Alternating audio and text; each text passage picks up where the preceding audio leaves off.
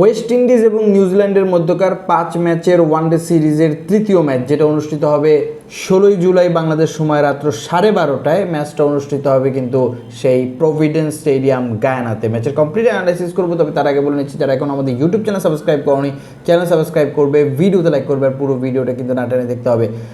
গুরুত্বপূর্ণ বিষয় যেটা, সেটা হচ্ছে এই দুই দল দুটা ম্যাচ অলরেডি খেলে ফেলেছে, যেখানে একটাতে জয়লাভ করেছে, প্রথম ম্যাচটাতে জয়লাভ করেছে ওয়েস্ট ইন্ডিজ, পরে ব্যাটিং করেছিল, এবং পরের ম্যাচে নিউজিল্যান্ড পরে ব্যাটিং করেছিল, এবং যারাই পরে ব্যাটিং করেছে তারাই জয়লাভ করেছে। ওই দুটা ম্যাচে হয়েছিল কিন্তু গায়ানাতে। তৃতীয় ম্যাচটাও কিন্তু গায়ানাতেই হচ্ছে, এবং আমি যদি একটু লাস্ট ম্যাচের কথা বলি, সেই ম্যাচে কিন্তু আগে ব্যাটিং করেছিল, টসে জিতেছিল নিউজিল্যান্ড, ওয়েস্ট ইন্ডিজকে আগে ব্যাটিংয়ে পাঠায়। তারা খুব অল্প রানের ভিতরেই 150 করতে পারে না, কিন্তু তার আগে অল আউট হয়ে যায়, এবং সেখানে 36 ওভার পর্যন্ত তারা ব্যাটিং করে, যেখানে 5টা উইকেট নেন লেনক্স স্পিনার, এবং স্যান্টনার এবং ব্রাসওয়েল 2টা করে উইকেট নেন। তার মানে 9টা উইকেটই আসলে স্পিনাররা নেয়। জবাবে আসলে ওই রানের টার্গেটটা 5 উইকেট হারিয়ে 32 ওভারের ভিতরেই তারা ম্যাচটা জয়লাভ করে। তো 5 উইকেটে জয়লাভ করে নিউজিল্যান্ড। সিরিজ এখন 1-1। এখন যে তৃতীয় ম্যাচটা অনুষ্ঠিত হবে এই গায়ানাতেই, এবং এটাও ডে নাইট ম্যাচ। এখানেও টস একটা ক্রুশিয়াল ফ্যাক্টর আসবে, এবং যারা টসে জিতবে তারা অবশ্যই পরে ব্যাটিং করার সিদ্ধান্ত নেবে। স্পিন এখানে গুরুত্বপূর্ণ, কারণ এখানে অ্যাভারেজ রান 214, এখানে সর্বোচ্চ রান চেজ হয়েছে 309। কিন্তু আমরা প্রথম ম্যাচে কিছুটা হলো 250+ রান দেখেছিলাম দুই দলেরই, কিন্তু দ্বিতীয় ম্যাচে সেটা আমরা আসলে দেখতে পারিনি। 250+ রান, 150+ রানই আসলে হয়নি। তো সেটা একটা বিষয়, এবং কোন পিচে খেলা হবে, সেম পিচে খেলা হলে সেটা আরও খারাপ একটা অবস্থা আসবে। আর যদি নতুন পিচে হয় তাহলে ওই পরে ব্যাটিং আপনাকে নিতে হবে, কারণ এই মাঠে আলটিমেটলি যে 13টা ম্যাচে আগেবার জিতেছে, 13টা ম্যাচে পরে বার জিতেছে, এটা সত্য কথা, কিন্তু এই প্রভিডেন্স স্টেডিয়ামে ডে নাইট ম্যাচে পরে ব্যাটিং খুবই ক্রুশিয়াল, টসের জন্য খুবই ভাইটাল ইফেক্ট ফেলবে।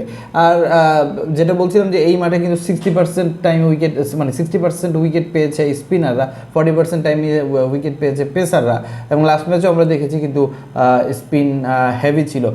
তো এবার আমি একটু দুই দলের যে প্রবাবল 11 যেটা হতে পারে, সেখানে হেনরি নিকলস থাকবেন, তিনি এই ধরনের কন্ডিশনে দুর্দান্ত খেলেন। উইল ইয়াং, মার্ক চ্যাম্পিয়ন কিছুটা রান পাচ্ছেন, ডেরি মিচেল রান পাচ্ছেন, অধিনায়ক টম লেথাম আছেন তাদের উইকেট কিপার, এবং দুঃখিত তাদের অধিনায়ক হচ্ছে স্যান্টনার, টম ল্যাথাম হচ্ছে তাদের উইকেট কিপার ব্যাটসম্যান, ভালো ব্যাটিং করছেন, এবং মাইকেল ব্রাসওয়েল তো 2টা উইকেট লাস্ট ম্যাচে নিয়েছেন, ব্যাটিংও ভালো করছেন। স্যান্টনারও দুটো উইকেট নিয়েছেন, এবং তার ব্যাটিংটাও লোয়ার অর্ডারে ভালো ইফেক্ট ফেলে। এবং এছাড়াও ফক্সক্রফট তিনি খেলতে পারেন, ফিশার আছেন, জ্যাকব ডাফি, এবং জয়ডান লেনক্স তিনি আছেন। জ্যাকব ডাফি পেস বোলিংয়ে নিউজিল্যান্ডের কিন্তু এই সিরিজের 2টা ম্যাচে আমরা দেখলাম যে পেস খুব বেশি একটা ভালো হচ্ছে না, বাট ওয়েস্ট ইন্ডিজের পেস আবার ভালো। ওয়েস্ট ইন্ডিজের প্রবাবল 11-এ থাকতে পারে ওই একই ক্যাম্বেল, এছাড়া আগস্টি কেতিকার্তি কিন্তু ভালো রান পাচ্ছে, শাইহোভ তিনি স্পিনে ভালো করেন, লাস্ট ম্যাচে অবশ্য খুব একটা রান পাননি, বাট প্রথম ম্যাচে ভালো ব্যাটিং করেছেন। রাদারফোর্ড এই ধরনের পিচে আসলে খুব বেশি একটা ইম্প্যাক্টফুল প্লেয়ার না, কারণ যেহেতু এখানে স্পিন উইকেট। এছাড়াও আমির জাঙ্গু খেলতে পারেন, অথবা সিমরান হেটমায়ার খেলতে পারেন। ওয়ানডেতে যদি সিমরান হেটমায়ার খেলেন সেটা দলের জন্য ভালো, যদিও এই পিচ আমি বারবারই বলছি যে স্পিন পিচ, এখানে হেটমায়ারের হিটিং খুব বেশি একটা কাজে আসবে না।